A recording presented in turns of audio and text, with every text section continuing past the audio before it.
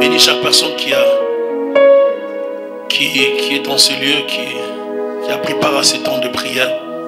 Est-ce que ta grâce, ta gloire soit sur nous? Je me dispose comme un instrument, Seigneur, sers-toi de moi. Utilise ma bouche, mon intelligence, mes pensées pour véhiculer la parole. Que cette parole puisse sortir avec fidélité, afin que ton peuple soit édifié. Nous savons que ta présence règne en ce lieu. Nous savons que le Saint-Esprit parlera dans nos cœurs. Et à tous ceux qui suivront par après, que cette parole soit une bénédiction pour leur vie. Laisse que cette parole nous rapproche de toi et nous imprègne de ta pensée, pour que nous puissions nous donner totalement à toi pour te servir en attendant ton retour, au nom puissant et glorieux de Jésus-Christ. Amen. Que Dieu soit béni, nous acclamons le Seigneur. Nous reprenons nos places. Amen. Que le Seigneur soit béni. Nous sommes dans le livre de 2 Thessaloniciens, chapitre 2.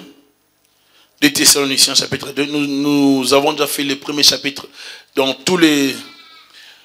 la première partie de Thessaloniciens, 1, 2, 3, 4 et 5. Nous avons fait le deuxième épître de Thessaloniciens, chapitre 1er. Là, nous faisons le chapitre 2. Et si Dieu fait grâce prochainement, nous allons conclure les livres des Thessaloniciens, chapitre 3. Amen. Pour ce qui concerne l'avènement de notre Seigneur Jésus-Christ et notre réunion avec lui, nous vous prions, frères, de ne pas vous laisser facilement ébranler par votre bon sens et de ne pas vous laisser troubler, soit par quelque inspiration, soit par une parole ou par une lettre qui semblerait venir de nous.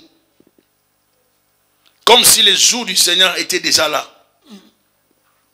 Que personne ne vous séduise d'aucune manière, car il faut que l'apostasie soit arrivée et qu'on ait vu paraître l'homme impie, le fils de la perdition, l'adversaire qui s'élève au-dessus de tout ce qu'on appelle Dieu ou de ce qu'on adore. Il va plutôt jusqu'à s'asseoir dans le temple de Dieu, se proclamant lui-même Dieu. Ne vous souvenez-vous pas que je vous disais ces choses lorsque j'étais encore chez vous? Verset 6.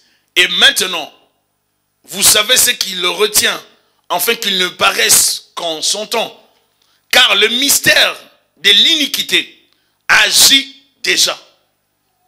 Il faut seulement que celui qui le retient encore ait disparu. Verset 8. Et alors paraîtra l'impie, que le Seigneur Jésus détruira par le souffle de sa bouche et qu'il le crasera par l'éclat de son avènement. L'apparition de cet impie se fera par la puissance de Satan, avec toutes sortes de miracles, des signes et des prodiges mensongers, et avec toutes les séductions de l'iniquité pour ceux qui périssent parce qu'ils n'ont pas reçu l'amour de la vérité pour être sauvés. Aussi Dieu leur envoie-t-il une puissance d'égarement pour qu'ils croient au mensonge, afin que ceux qui n'ont pas cru à la vérité, mais qui ont pris plaisir à l'injustice, soient condamnés. Pour nous, frères bien-aimés du Seigneur, nous devons à votre sujet rendre continuellement grâce à Dieu, parce que Dieu vous a choisi dès le commencement pour le salut, par la sanctification de l'esprit et par la foi en la vérité. C'est à quoi il vous a appelé par notre évangile, pour que vous possédiez la gloire de notre Seigneur Jésus-Christ. Ainsi donc, frères, demeurez fermes et retenez les instructions que vous avez reçues, soit par notre parole, soit par notre lettre. Que notre Seigneur Jésus-Christ lui-même et que Dieu notre Père, qui nous a aimés et qui nous a donné par sa grâce une consolation éternelle et une bonne espérance, console vos cœurs et vous affermisse en toute bonne œuvre et en toute bonne parole. Alléluia. Ma sœur, mon frère, nous sommes dans les temps de la fin. Il faut savoir que nous sommes dans les temps de la fin. Il se passe beaucoup de choses dans ces temps de la fin, où des fois certaines personnes sont découragées. Ils se disent même, est-ce que l'église existe? Est-ce que réellement il y a une église? Ce que l'église ne faisait pas hier, c'est ce que l'église fait aujourd'hui. Nous ne savons même plus si nous sommes dans des églises ou si nous sommes dans des clubs. Des fois, l'église ne ressemble pas à l'église que Jésus-Christ avait laissée par la façon de faire des choses, par la conduite des chrétiens, par la conduite des hommes de Dieu, des pasteurs, ainsi de suite. Il se passe tellement d'abus, tellement d'égarements, tellement de méfaits que les gens n'ont plus le goût d'aller dans l'église. Et parler d'église aujourd'hui dans plusieurs milieux, c'est comme si vous ramenez les gens en arrière. Les gens ne veulent pas. Les gens ne veulent pas aller à l'église. Ils trouvent comme si on les rabaissait, comme si on les ramenait dans l'état primitif. Les gens ne veulent pas de ça. Les gens disent qu'il faut évoluer. Ils disent que on n'a pas besoin de ça. Plusieurs, surtout les gens qui ont la philosophie dans leur tête, ils ne veulent pas de l'église. Pourquoi? Parce que l'église, c'est pour des bornés, c'est pour des gens qui manquent à faire. Or, l'église, pour nous chrétiens, c'est l'assemblée des peuples de Dieu, ecclésia. Des gens qui sont appelés hors du monde pour se réunir dans la cause du Seigneur. Amen. Mais il s'est fait que dans l'église du Seigneur, nous retrouvons plusieurs choses qui n'ont rien à voir avec l'église du Seigneur.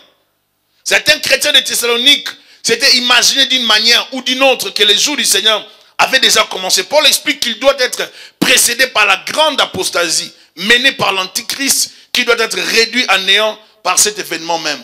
Pour plusieurs, c'était déjà les jours du Seigneur. Alors, ils s'apprêtaient, ils vivaient comme si c'était le jour du Seigneur. Paul leur dit, l'Antéchrist ne s'est pas encore manifesté. Il y a des choses qui doivent prendre place. L'Antéchrist doit venir. Il doit mobiliser les gens. Il doit faire des prodiges. Il doit attirer des gens. Ainsi, ou après cela, que viendra le temps du Messie ou l'avènement du Seigneur. En ce qui concerne l'avènement, la préposition, sur la pensée ici de l'apôtre, est pour dire au peuple de Dieu que vous ne pouvez pas arrêter de tout faire. Parce que les gens voulaient comme arrêter de travailler, arrêter de fonctionner, parce qu'ils attendaient le Messie qui allait venir. Non. Est-ce que vous êtes avec moi? Le Messie va venir, mais nous continuons de fonctionner. Nous servons le Seigneur. Est-ce que vous êtes avec moi? J'ai vu plusieurs personnes, à cause de l'appel, lorsqu'on était en Afrique, Dieu m'a appelé, ils ont tout arrêté. Je ne sais pas si vous avez connu ce genre de mouvement, des gens qui ont tout abandonné, études, travail, beaucoup de choses du coup, parce que Dieu les a appelés, parce qu'ils ont reçu Jésus-Christ. Parce qu'ils ont la soif de Dieu, ils ont les ailes, n'est-ce pas? Ils veulent suivre le Seigneur, ils pensent qu'il va venir aujourd'hui ou demain. C'est bien d'avoir dans la tête la pensée que Christ reviendra aujourd'hui ou demain. Toujours garder ça dans la tête. Mais il ne faut pas arrêter de vivre. Alléluia. Il ne faut pas arrêter de vivre, il faut fonctionner. Amen. Mais il ne faut pas fonctionner dans les péchés. Ce qui va empêcher plusieurs de voir le Seigneur Jésus-Christ, c'est les péchés. Il dit ceci dans le premier verset. Pour ce qui concerne l'événement de notre Seigneur Jésus-Christ et de notre réunion avec lui, nous vous prions, frères, de ne pas vous laisser facilement ébranler dans votre bon sens et de ne pas vous laisser troubler, soit par quelque inspiration, soit par une parole ou par une lettre qui semblerait venir de nous, comme si les jours du Seigneur étaient déjà là. Parce que l'apôtre Paul, d'après les informations qu'il avait reçues, il pensait que d'autres personnes avaient influencé l'église. Et comme il était hors de l'église, il devait écrire la lettre, n'est-ce pas, pour ramener de l'ordre dans l'église. Dire aux gens, ne suivez pas ces gens-là. Ne suivez pas ceux-là qui ont écrit des lettres, ou bien qui vous amènent un autre évangile, qui vous disent que les jours du Seigneur est là. Il faut tout arrêter. Il faut fonctionner. Il faut travailler. Alléluia. Plusieurs personnes, à cause du retour du Seigneur, ont abandonné les études. Plusieurs. Je peux me rappeler de plusieurs serviteurs de Dieu qui ont tout abandonné parce qu'ils se disaient, Jésus revient bientôt. Juste la phrase Jésus revient bientôt a fait en sorte que plusieurs personnes ont tout arrêté. Parce qu'à un moment donné, je me rappelle dans les années 80, les gens pensaient que Christ allait revenir dans quelques jours. Il y a même eu des prophéties, des gens qui disaient, dans les années 84, Jésus allait revenir. Les témoins de Jéhovah ont donné plusieurs dates qui n'ont pas marché. Jusque même dernièrement, je pense qu'on disait en 2000, Jésus allait revenir.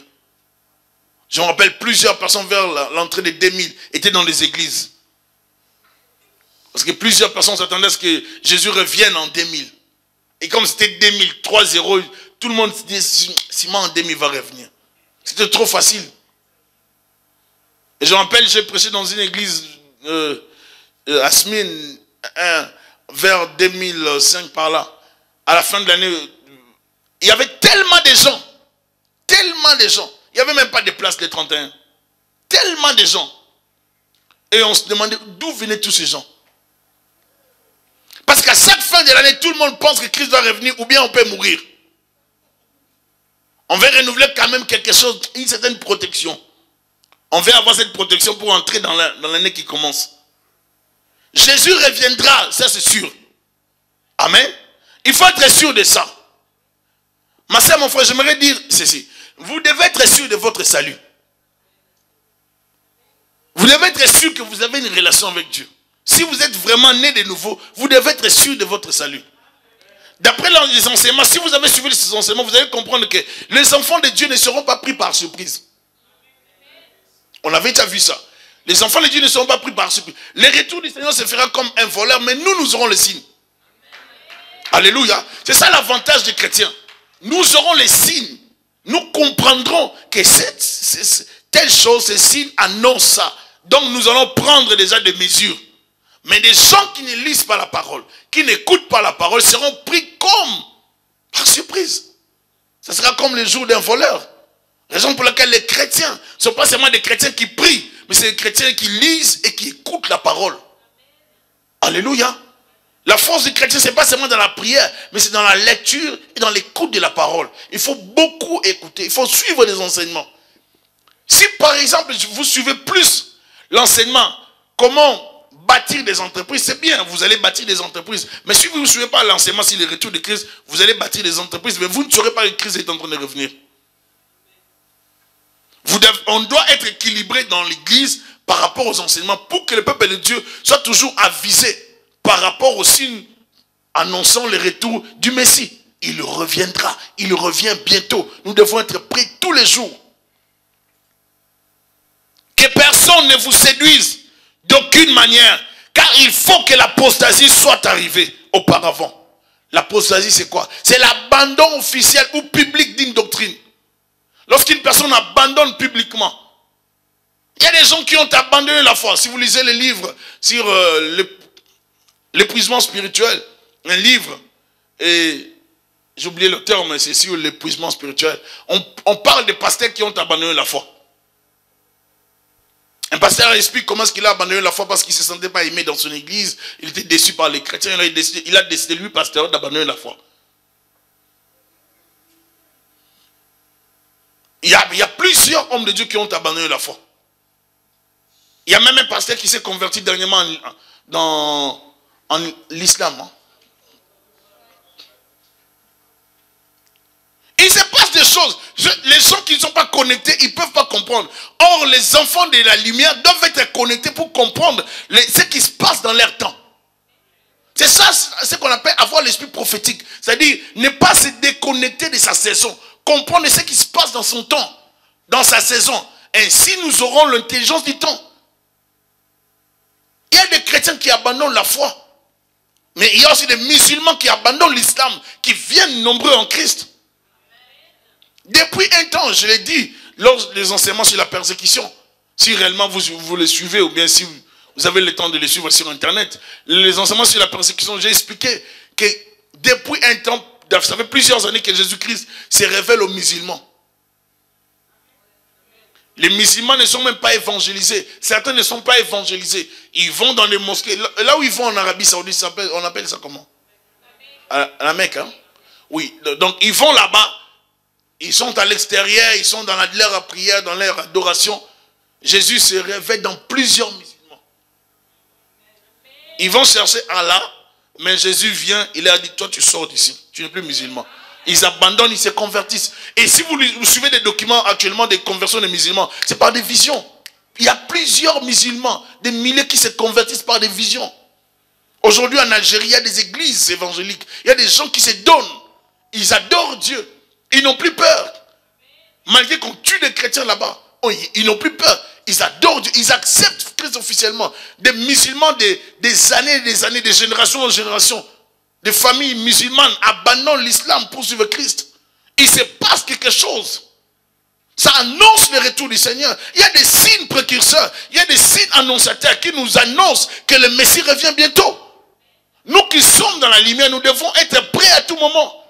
C'est pour ça ne perds pas le temps à te disputer des banalités, à suivre lorsqu'il avait fait, à vivre dans les mensonges, dans les mauvaises vies. Ne perds pas le temps pour ça.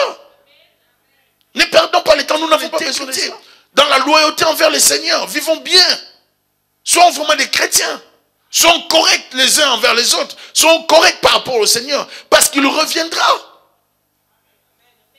Je vais dire quelque chose. Si vous êtes un chrétien et que vous n'avez jamais changé de vie, depuis que vous êtes chrétien, c'est-à-dire, vous avez toujours les mêmes mauvaises choses. Depuis que vous étiez païen, vous êtes devenu chrétien, vous continuez à vivre les mêmes choses. Mon frère, ma soeur, vraiment, vous devez revoir votre conversion ou votre naissance.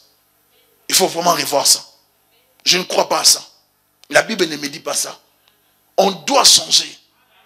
Je dois changer. Si j'étais arrogant, je dois finir avec l'arrogance.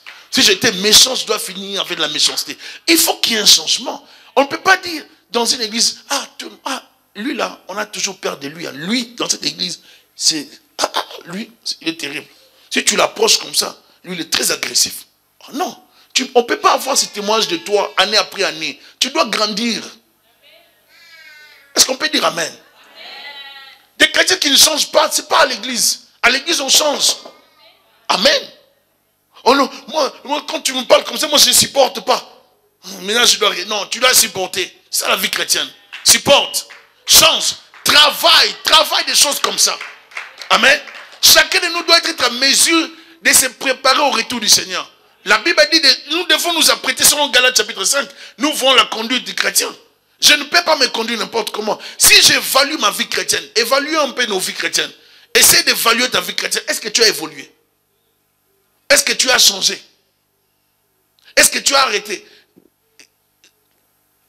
Arrêter l'impudicité, ce n'est pas la seule chose qu'il faut arrêter dans la vie. Si tu arrêtes l'impudicité, mais tu vis dans le mensonge, tu as les signes qui révèlent que tu es le fils du diable. Parce que le diable et ses fils sont caractérisés par les mensonges. Donc ça ne veut rien dire. Il faut tout arrêter. Amen. Si tu as arrêté l'impudicité, est-ce que tu as arrêté de voler? Donc il faut arrêter de voler. Il y a beaucoup de choses que nous, chrétiens, que nous devons arrêter. Il y a beaucoup de choses que moi et toi, je ne dis pas toi, je dis moi et toi, que nous devons arrêter. La Bible dit, lorsqu'on dira ces choses, qu'on ne vous trouve pas dedans. Amen. C'est ça la vie chrétienne. Qu'on ne nous trouve pas dans des mauvaises choses. Qu'on ne nous trouve pas dans la méconduite. Qu'on ne nous trouve pas dans des vols, dans des escroqueries. Qu'on ne nous trouve pas dans des combines qui n'ont pas à voir avec les chrétiens. Qu'on ne nous trouve pas dans les mauvaises choses. Travaillons notre image chrétienne. Changeons parce que nous nous préparons. Nous devons être prêts tous les jours à la rencontre de l'époux. Que personne ne vous séduise d'aucune manière. Car il faut que l'apostasie soit arrivée. Plusieurs chrétiens abandonneront la foi. C'est ça l'apostasie. Je me rappelle, à l'époque, il y avait une activité, mon petit frère avait organisé, pasteur fidèle, avec ses amis, tout ça. Il y avait beaucoup de gens, ils avaient évangélisé, Dieu les avait puissamment utilisés. C'était dans les années 95, 94 par là, 94, oui. Il y avait beaucoup de gens. Et ils avaient prié pour des paralytiques, mais les paralytiques n'étaient pas guéris. Et ça fait que il y a des frères qui ont lâché la foi. Ils ont dit, mais Dieu nous avait dit qu'on allait faire ça, mais comment ça n'a pas marché? Ils ont abandonné la foi. Et je ne peux pas oublier ça, combien ces jeunes ont abandonné la foi. Ils sont vite retournés dans le monde. Ils commençaient à vivre vraiment dans les péchés à outrance. Que Dieu me donne, que Dieu ne me donne pas, je resterai chrétien. Alléluia. Amen. C'est ça la vie chrétienne. Que Dieu te donne, que Dieu ne te donne pas, ça ne change rien en Dieu. Ta relation doit rester là. Dieu, s'il ne veut pas te donner des miracles, parce qu'il sait pourquoi. Peut-être les miracles là peuvent te sortir de la bonne voie. Tu peux te comporter comme un petit Dieu sur la terre à cause des miracles que tu fais. Si Dieu ne veut pas te les donner, il ne veut pas. Amen. Alléluia. Je ne peux pas abandonner Dieu parce que j'ai manqué quelque chose, parce que je n'ai pas eu quelque chose, parce qu'il ne m'a pas guéri, parce qu'il n'a pas fait ça pour moi, il n'a pas accordé ce que je lui demandais. Non, ma relation avec Dieu ne dépend pas de ces choses.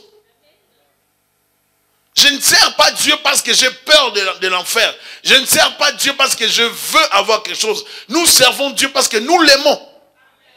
Ça doit être une relation d'amour. Est-ce que tu aimes Dieu? Si réellement nous aimons Dieu, c'est-à-dire nous sommes fiancés à Dieu, à un seul époux. Et si vous êtes dans cette relation d'amour avec Dieu, vous ne pouvez pas être infidèle. L'infidélité n'est pas acceptée dans la relation avec Dieu. On est chrétien, ça veut dire on est fiancé à Christ. Tu ne peux pas être la fiancée de Christ et en même temps vivre autre chose. Ça blesse le fiancé. Ça dérange l'époux. Comment est-ce qu'il viendra te chercher? Parce que lui, il s'attend, il se prépare pour venir chercher son épouse. Mais il ne viendra pas chercher une épouse sale, indigne, reprochable, avec des rides. Non, il viendra chercher une épouse apprêtée, sans tache, irréprochable. Alléluia. L'apostasie viendra. Plusieurs chrétiens abandonneront la foi. Et c'est ce que nous sommes en train de voir aujourd'hui. Des hommes de Dieu qui abandonnent la foi. Abandonner la foi ne veut pas dire forcément toujours abandonner la Bible. Vous allez le voir dans même dans leur message. Vous pouvez comprendre que cet homme a abandonné la foi. Lorsque quelqu'un continue à prêcher la parole de Dieu, mais tout en disant que malgré les péchés, le salut ne peut pas être enlevé. Vous voyez, quand quelqu'un commence à donner ce genre de messages, qu'est-ce qu'il est en train de dire? Il encourage les péchés. Il dit, vous savez, la grâce de Dieu est tellement... Vous ne comprenez pas, il y a des gens qui en parlent tellement bien, vous ne comprenez pas la notion de la grâce. La grâce, elle est trompeuse. Ça va te tromper. Tu vas croire que tu maîtrises la grâce, mais tu n'es pas Dieu, malgré ta théologie. Vous savez, la grâce, la Bible dit, Romains 6, qu'est-ce que la Bible dit? Est-ce qu'on doit demeurer dans le péché pour que la grâce surabonde? Non. Si nous savons que la grâce abonde là où surabonde là où il y a les péchés, nous ne devons pas demeurer dans les péchés. Maintenant, je demeure dans les péchés, la grâce doit surabonder. Non. Alléluia. Nous devons éviter les péchés. Comme j'avais appris l'histoire d'un serviteur qui allait avec des filles. Il leur disait, c'est une façon de les délivrer. Qui tombait avec des filles. C'est pas... Et moi je me dis, même ces filles-là, ces chrétiennes-là, si vous êtes des chrétiennes, comment on peut vous amener à ça? Comment on peut vous faire croire que pour être délivré, il faut tomber dans les péchés? C'est quel verset? Peu importe le verset. Alléluia. Soyez blindés dans la tête. Alléluia. Soyez solides dans la tête. Soyez forts pour dire non à toute personne qui vous amène un autre évangile. Un évangile qui vous encourage au péché, ce n'est pas de Dieu. Un évangile qui t'encourage à l'impudicité, soit disant, c'est comme ça, non, que Dieu veut. Non, Dieu ne veut pas ça. Une femme s'est plaignée d'un homme de Dieu qui lui disait, non, tu vois, Dieu m'a révélé qu'il y a une sémence mauvaise en toi, mais pour que cette sémence soit détruite, il faut qu'une autre sémence. Je dis, oh non! J'ai dit, quand elle m'a appelé, j'ai dit, non, ça c'est pas un homme de Dieu. Ça c'est un impudique. C'est un impudique. Il est impudique vraiment. Donc il a même le courage et le kilo de te dire, il faut que cette sémence soit détruite par une autre sémence. Quelle sémence? La sémence c'est la parole. Vous savez, il y a trop de langages qu'on utilise, on profite avec ces langages, avec la Bible. Il y a des hommes de Dieu très vertébrés. C'est pour ça que je dis, il y a certains prédicateurs, même s'ils m'invitent, si je vois ces mêmes des autres, je n'irai pas. Et du reste, j'ai refusé même plusieurs l'année passée, l'invitation. Je n'ai plus besoin de ça. J'ai compris qu'il y a trop de comédiens. Je savais que chaque année, je voyais souvent pour aller prêcher, mais j'ai pris beaucoup de résolutions. Il y a trop de comédiens. Ça ne sert plus à rien d'aller prêcher quelque part où tu vas aller prêcher, mais c'est pour sortir avec des souillures. Ça ne sert à rien. Vous ne savez pas ce que moi je sais, mais je vous dis qu'il y a beaucoup de choses qui se passent que je ne peux pas dire à la chair. Que je ne peux pas dire. Il se passe beaucoup de choses. Que les chrétiens se réveillent. C'est vous, le peuple de Dieu, qui n'avez pas plutôt la volonté. Vous ne faites pas d'efforts. Vous ne voulez pas grandir dans la foi. Vous voulez qu'on vous manipule. Je suis arrivé quelque part un jour, un homme de Dieu disait, ces gens-là, ils veulent qu'on les traite comme des féticheurs. Là, c'est comme ça qu'ils vont se donner dans l'église. Si vous ne les traitez pas comme des féticheurs, ils ne vont pas se donner dans l'église. C'est leur culture qui est comme ça. Alors moi, qu'est-ce que j'ai fait? J'ai fait comme les féticheurs. J'ai dit, qu'est-ce que tu veux? Mais je prends seulement des choses comme ça. Ce que j'ai fait, ça n'a rien à voir avec. Ça ne va rien faire. Mais comme eux, ils veulent ça, je dois faire ça pour qu'ils voient vraiment qu'on a fait quelque chose. Non! Des fois, le peuple de Dieu pousse les hommes de Dieu à mystifier les choses. Ne cherchez pas ça. Si tu as grandi trop dans les pratiques des féticheurs, tu vas croire que dans l'église c'est comme ça. L'église c'est pas comme ça. Oh non, là-bas, lorsqu'on était là-bas, lorsqu'on faisait, on jetait d'abord la salive. On va jeter la salive, pourquoi? Et on va te prendre un verset. Jésus-Christ avait mélangé sa salive avec le... Et lorsqu'il a mélangé ça, et puis... Et lorsqu'on va prendre le verset hors de son contexte, on l'applique, et toi tu avales. Alléluia! C'est ça le problème des chrétiens. Nous tombons dans l'apostasie tout en étant là, en ayant la Bible. Pourquoi? Parce que nous ne sommes pas comme des chrétiens de béret. Nous ne lisons pas.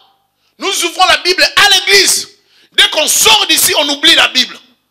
On jette la Bible. Nous ne voulons pas lire, comme quelqu'un disait. Si tu veux empêcher à certains peuples. Refusez ça. Si tu veux empêcher à certains peuples l'information, mets ça sur écrit. Je ne veux pas de ça, pardon, Seigneur, aide-nous. Non, non, il ne faut pas aimer ça. Donc quand tu mets sur écrit, ils ne vont pas vérifier. Mais non, il faut vérifier. Alléluia. C'est pour ça que lorsque vous avez la Bible, vous ne voulez pas lire. Vous avez des livres, vous ne voulez pas lire. On vous amène des livres, vous ne voulez pas lire. On vous donne des cadeaux de livres, vous ne voulez pas lire. Vous ne voulez rien lire, vous attendez que ça coule. Si Dieu avait dit à Jérémie, avale les rouleaux, c'est dans la vision. J'ai dit c'est dans la vision. Dieu lui disait, tu dois lire les rouleaux. C'est pas qu'il devait avaler ça la nuit et puis la journée, il n'allait plus lire. Non, non, non, non, non. Il devait lire. Si Daniel avait compris le temps de la captivité, c'est parce qu'il avait ouvert les rouleaux de Jérémie. Si tu n'ouvres pas les rouleaux, tu resteras captif. Alléluia. Pour avoir l'intelligence des temps, pour comprendre la saison et avoir l'intelligence prophétique, il faut ouvrir les rouleaux. Les rouleaux, c'est la parole. Il faut lire pour comprendre. Dieu avait annoncé ça. Nous le voyons dans le monde. Dieu avait annoncé ça. Nous le voyons dans le monde. Nous remarquons ça, nous remarquons ça, nous remarquons ça. Il se passe quelque chose. Remarquez, je vous dis, ces jours-ci, tuer les gens, c'est facile. On tue, on met sur Internet. Sur Facebook, on vous montre comment on scie les gens. Le sang, ça coule. Vous voyez ça. On montre comment on pend les gens. On montre comment on tire avec des balles. On montre tout. Juste à cause de la chrétienté. Nous voyons toutes sortes d'abus sur Internet. Il y a toutes sortes de choses sur Internet. Les musiciens du monde, surtout les jeunes américains, qu'on ne croyait pas être dans l'occultisme, se révèlent visiblement, publiquement qu'ils sont occultes. On les prend des photos. On les filme. On les voit même prier dans leur loge. On met sur Internet. Mais posez-vous la question. On vous livre déjà tout. Mais pourquoi vous restez pas rien? Pourquoi les gens restent dans les mondes? Pourquoi les gens restent dans ces choses-là? Donc, Dieu nous a déjà permis de tout comprendre. Nous avons la possibilité. Nous sommes appelés à bien discerner et à comprendre qu'il se passe quelque chose dans les mondes.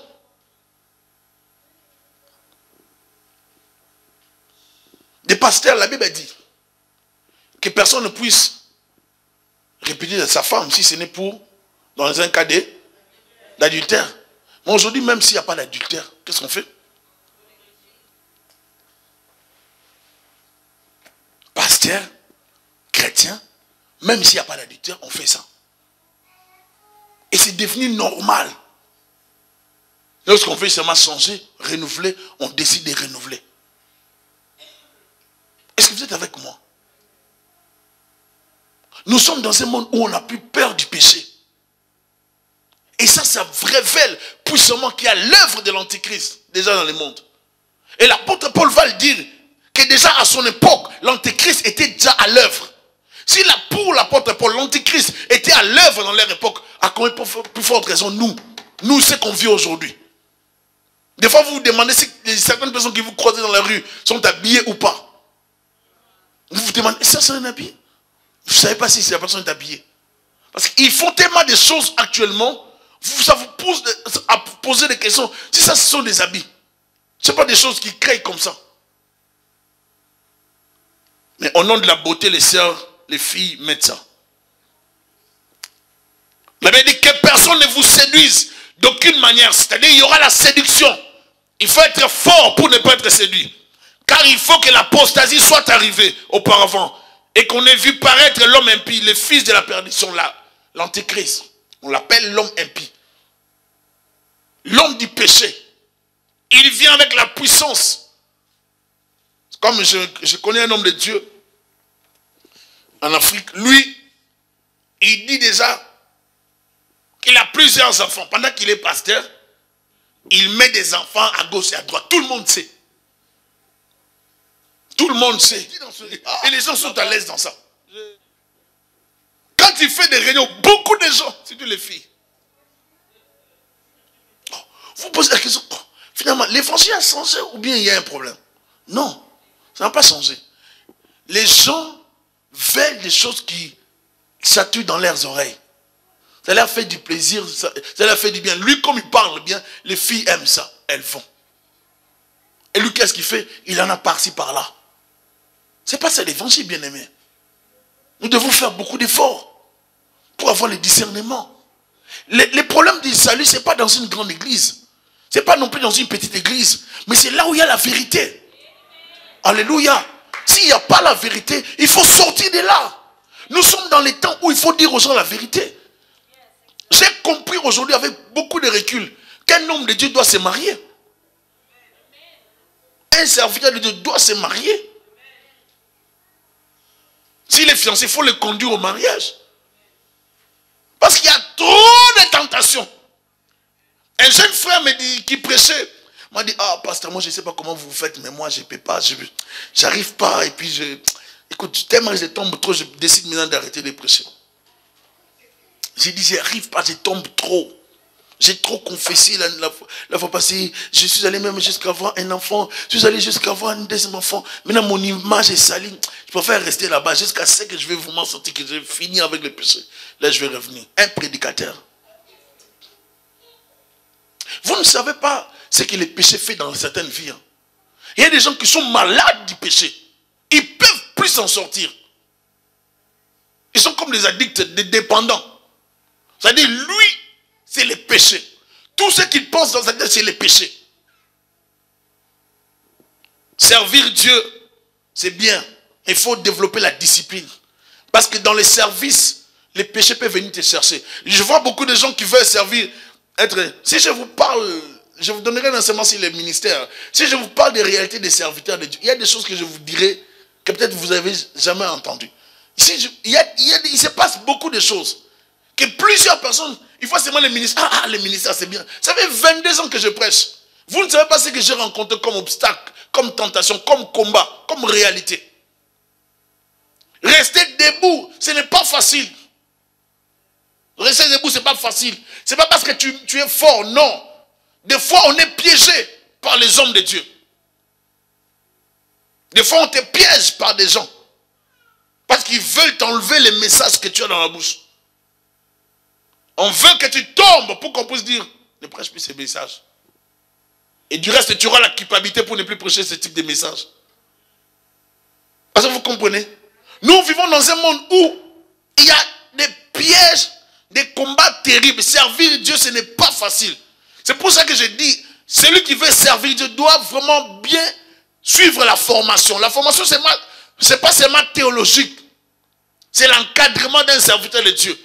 Développer la discipline. Sinon, tu vas changer de femme. Oh, dites amen. Vous pensez que tous ces gens qui changent avaient prévu de changer? Il y a des réalités. Un homme de Dieu me disait, vraiment, quelqu'un me disait un jour, il me dit, je vis cette fille-là, je me dis, oh Seigneur, il fallait que je la rencontre avant. Vous ne savez pas des choses que les gens disent. Hein? Je dis, allez, vraiment qu'elle vienne avant, on allait vraiment, j'allais pas l'épouser. Il y a des gens qui vivent dans les mariages, qui vivent avec des regrets.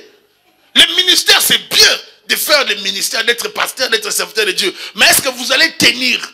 Le problème du ministère, ce n'est pas la prédication, c'est la personnalité, c'est la conduite, c'est les caractères. C'est ça qui fait de nous des serviteurs de Dieu. Ce n'est pas la prédication. Tout le monde peut prêcher. Mais est-ce que tout le monde peut résister? Il y a des gens, lorsqu'ils voient la tentation, ils ne peuvent plus. Est-ce que tout le monde peut résister? Est-ce que tu as déjà été piégé? Piégé. Tu arrives quelque part, on a bloqué la porte. Tout est arrangé pour toi. Piégé, tu arrives, tu as la possibilité de tout faire. Et personne ne saura. Ah, vous voyez, il y a des épreuves, il y a des tentations, il y a des réalités que vous rencontrez dans le ministère. Vous devez rester debout. Ne pas tomber. Faire des efforts. Résister. La Bible dit, vous n'avez pas encore résisté jusqu'au sang. Des tentations terribles. Dans les ministères, j'ai rencontré des moments difficiles. Ou des fois tu vis, tu n'as pas l'argent. Tu ne sais pas comment aller à l'église. Le seul moyen c'est de prendre les trains par fraude pour aller à l'église. Tu ne fraudes pas, tu ne pars pas à l'église. Que faire? Tu dois frauder ou tu ne dois pas frauder? Mais je te dis qu'il y a plusieurs qui le font tous les dimanches. Dans certains pays. Si vous voulez que je précise bien, surtout en France. Et ça se fait terriblement. On vient à l'église, mais par fraude. Jean-Pierre, j'ai traversé des moments difficiles. J'ai appelé un pasteur, je lui ai dit, je ne peux même pas aller à l'église. Dans mon esprit, les enseignements que j'avais reçus de mes aînés m'avaient tellement imprégné la crainte de Dieu que j'ai toujours vécu avec ces enseignements. C'est pour ça que j'ai dit, les chrétiens qui n'aiment pas des enseignements qui montrent le bon chemin, la crainte de Dieu, ce ne sont pas des chrétiens.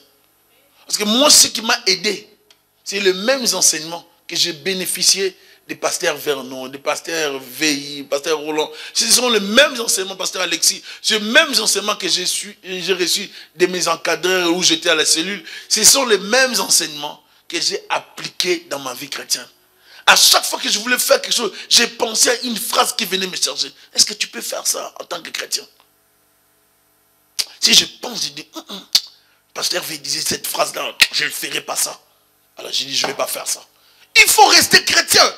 Même lorsque les gens ne te voient pas. Plusieurs seront séduits. Plusieurs tomberont dans l'apostasie. Nous sommes dans ces temps. Par exemple, vous voyez des chrétiens qui abandonnent les églises. Ils restent à la maison. Ils vont dans des boîtes. Ils commencent à aller. Un frère m'a posé la question.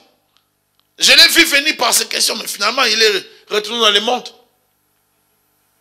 Ici à Montréal. Il venait. Pasteur, mais est-ce que tu penses que aller dans une boîte de nuit avec des amis, mais moi je prends du jus, la boisson sucrée, est-ce que c'est un péché? J'ai dit oui, c'est un péché. Mais moi je ne vais pas pécher, je vais pas. J'ai dit tu pèses. Tu pèses dès par ton entrée dans la boîte de nuit. Il ne faut pas chercher. Tu pèses, dès que tu mets tes pieds là-bas, tu pèses déjà. Donc ne cherche pas à chercher les péchés encore autrement. Donc quand tu restes même assis, tu es en train de pécher encore continuellement. Tu veux me dire qu'est-ce que tu sortiras avec si tu restes dans un environnement où il y a la musique païenne? Qu'est-ce qui va entrer dans ta tête? Est-ce que vous savez que le cerveau enregistre les choses? Mais des fois involontairement, malgré vous, dans votre subconscience. Et là, dans votre subconscience, vous gardez des choses. Tu ne commandes pas à tête d'enregistrer, mais ça reste. Et tu vas te retrouver, toi chrétien, en train de danser la nuit dans tes rêves. Vous trouvez ça normal? Tu te réveilles la journée, tu as dansé Pawemba. Tu te réveilles la journée, tu as dansé, je ne sais pas, tous les CD de Michael Jackson. Le matin quand tu te réveilles, dans la tête, tu es imprégné de Michael Jackson. Comment veux-tu que Dieu marche avec toi? Comment veux-tu que Dieu, même le Saint-Esprit me dit, regarde lui, va là-bas. Il se moque même de te dire, toi, tu n'es pas chrétien. C'est comme si le Saint-Esprit disait, tu me fais passer le temps. Mais parce que Dieu t'aime, je dois rester là. Je vais t'aider. Oui, parce qu'un chrétien, il y a des choses qu'on ne peut pas faire. Nous vivons avec des interdits. Tu ne peux pas toucher là-bas, tu ne peux pas aller là-bas. C'est comme ça la vie chrétienne.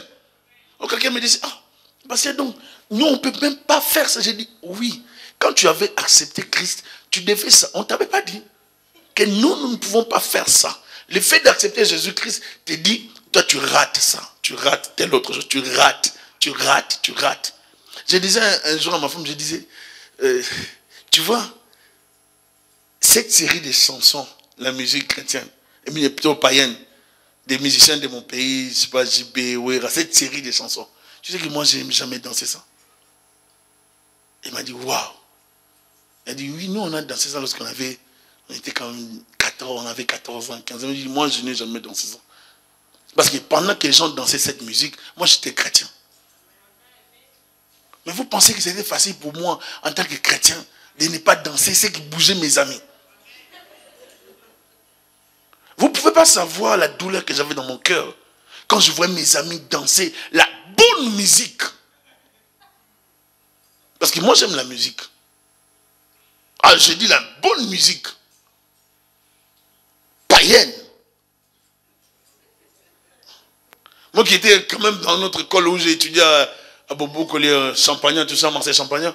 Et j'ai quand même participé dans des concours de danse et puis même la danse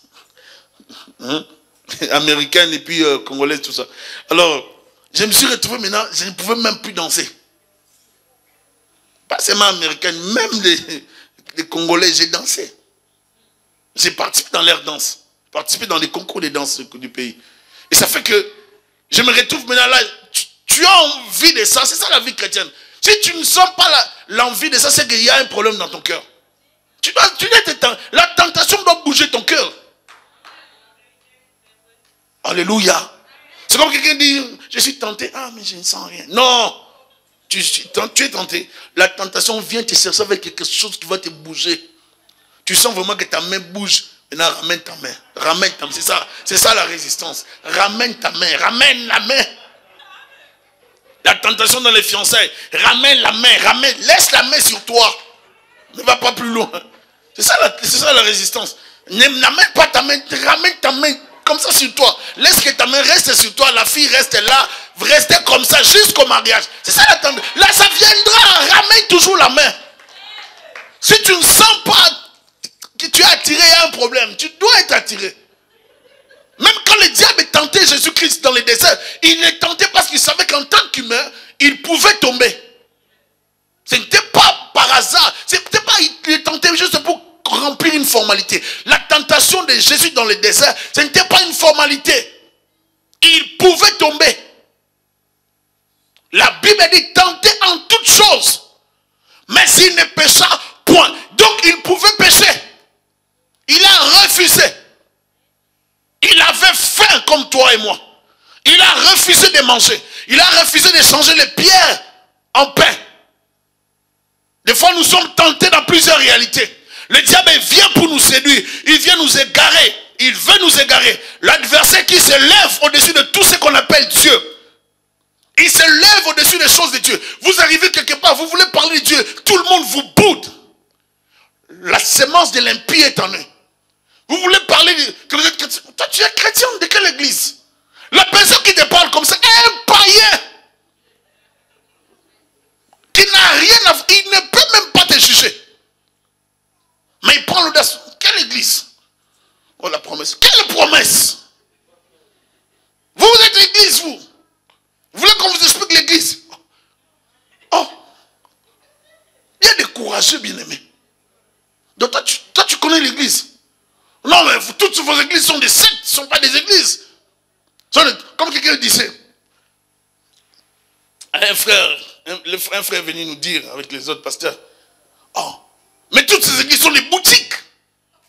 Ce sont des boutiques. Oh, ces garçons, je les attends, on les attend. Ils vont voir. Pendant que toi tu es en train de faire des menaces, nous avançons avec Jésus-Christ. Tu vas te retrouver, on est au ciel, toi tu restes en enfer. Il n'y aura pas de communication. Dans cette histoire que nous sommes en train de faire, de suivre Jésus-Christ, de lire la parole, de vivre la parole, ça va nous conduire au ciel. Nous vous donnons le visa. Vous êtes des résidents du ciel. Vous avez la résidence. Vous avez la résidence. Bientôt vous serez des citoyens vraiment dans les pays, dans les royaumes, vous vivrez là-bas. Alléluia. Nous avons déjà été adoptés, nous avons déjà rempli tous les formulaires possibles, les formalités possibles, nous avons tout rempli. Nous sommes déjà les fils d'adoption. Nous sommes adoptés, c'est fini là. Nous ne devons plus tomber, nous ne devons pas laisser le diable nous séduire.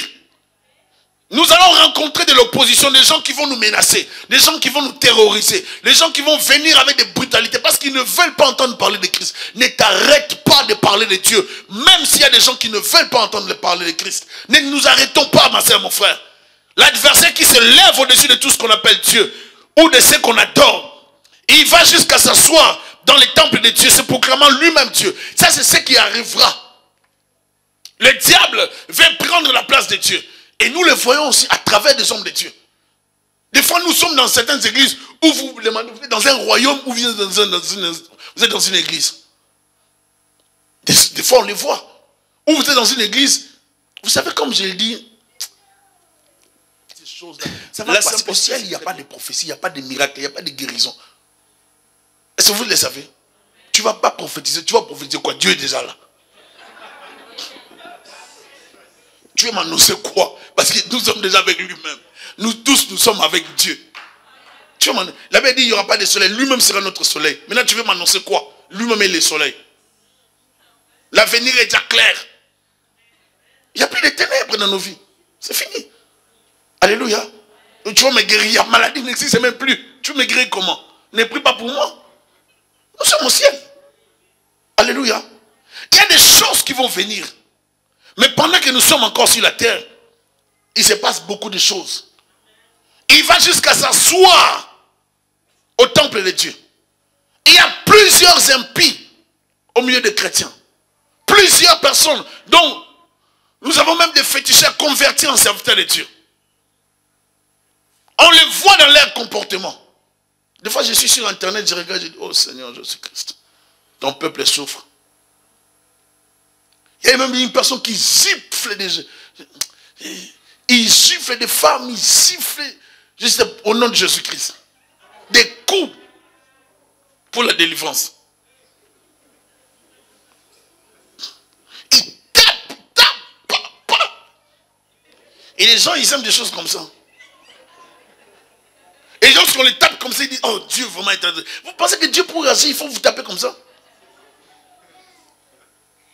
Il y a trop de choses qui se passent dans le milieu chrétien. Et vous allez voir, c'est dans des endroits comme ça que les gens veulent aller. Ah, là-bas, c'est terrible. Écoutez, ici à la promesse, je vous l'ai dit aujourd'hui. Nous ne tremblons pas devant. Nous ne tremblons pas devant ces choses. Nous ne tremblons pas devant. Ne tremblez pas. Oh non, ce monsieur-là est venu dans l'église. Ah, il a dit tout. C'est bien de dire tout sur tout le monde. Mais lui-même, sa vie doit être correcte. Alléluia. Être prédicateur, ce n'est pas un problème. Mais être prédicateur, être aussi correct, c'est ce qui est important. Tu dois nous édifier et dans ta parole et dans ta conduite. Alléluia. Oh non, là-bas, certaines églises, ils ont peur de recevoir des hommes de Dieu, des prédicateurs, parce qu'ils peuvent emporter les gens. Non. Si vous êtes vraiment réellement chrétien, vous savez que dans votre église, on prêche la parole. Pourquoi vous serez emporté parce qu'il y a un pasteur qui est venu dans l'église de prêcher? C'est que vous n'êtes pas enraciné. Alléluia. Oh non, ah, il a la parole. Mais et ici, qu'est-ce qu'on donne? Et ça, c'est quoi? C'est la parole, non? Oh, dites-moi si vous êtes d'accord avec moi. Bien aimé, ayez les deux pieds sur la terre. Il y a des séducteurs qui marchent d'église en église pour séduire le peuple de Dieu. Les égarés. Ils veulent même contrôler l'église. Ils vont jusqu'à s'asseoir. Dans certaines églises, on adore les hommes de Dieu. Et d'autres sont même déifiés.